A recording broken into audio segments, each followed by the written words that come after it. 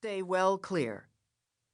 He was coming up on the coastline now, and he dropped the landing gear to slow him down quickly. The two jets blew past him again, causing him to laugh. "Sorry about that, fellas," he said into the mic. Half a mile to the beach. Teddy reached into the duffel next to him and took out a package the size of a thick hardcover book. He unlatched his door and stood by, watching the beach. The moment he crossed it, he lifted the door off its hinges and let it fall from the airplane. He moved the gear lever to the retracted setting, and while it came up, he hung the duffel around his neck and set the timer on the package to 30 seconds. He didn't waste another moment. Clutching the duffel to his chest, he rolled sideways and out of the airplane, counting. 1,001, 1,002, 1,003. He wanted to be as far below the airplane as possible before it blew. On 10, he tucked the duffel under his arm, grabbed the ripcord handle, and pulled. The chute opened with a jerk, and a moment later, the sky lit up and the shock wave hit him. 2 pounds of plastic explosive made quite a bang. A split second later, he heard the noise, but he was too busy trying to control his wild swinging to pay attention. He finally stabilized as the two jets roared over him, creating more turbulence, but it was manageable. As the water came up toward him, he pulled 2 cords and stalled the chute, nearly stopping his descent. He stepped into the Atlantic Ocean as if into a swimming pool.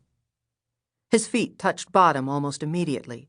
The water came not quite to his waist.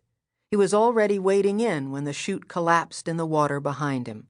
He struggled on toward the beach, maybe 50 yards away, trying to keep the chute from filling with water while holding the duffel high and dry.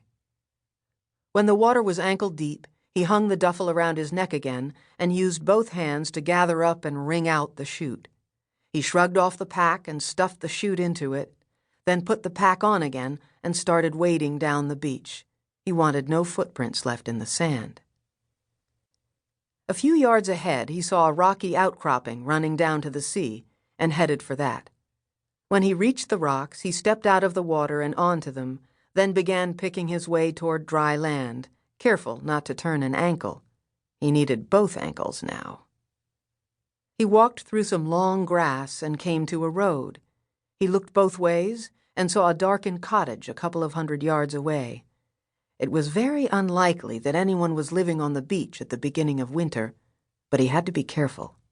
He was cold, though, and he needed to get dry and change clothes, so he headed toward the cottage.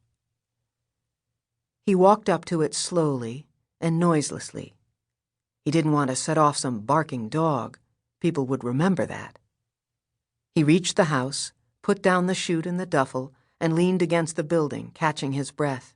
He was in excellent condition, but still, at his age. When he had rested, he began circumnavigating the house, looking into windows, some of which had blinds drawn. When he reached the back door, he found it padlocked from the outside. Nobody home, gone for the winter. He picked the lock in seconds, and he was inside.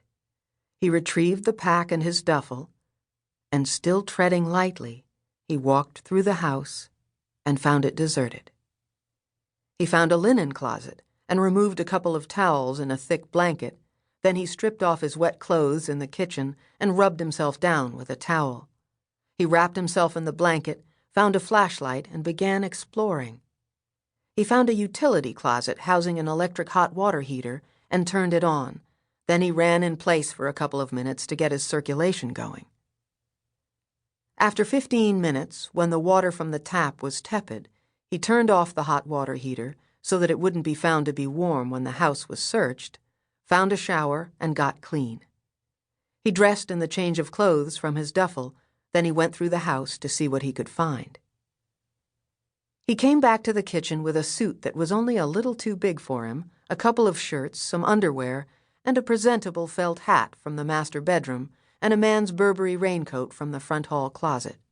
He packed them in the duffel, put his wet clothes and the towels into the washing machine, then he went into the attached garage. There was a 10-year-old Ford station wagon parked there, along with a pair of bicycles. He found a shovel, then he went out behind the house to what, in the summer, would be a very nice garden,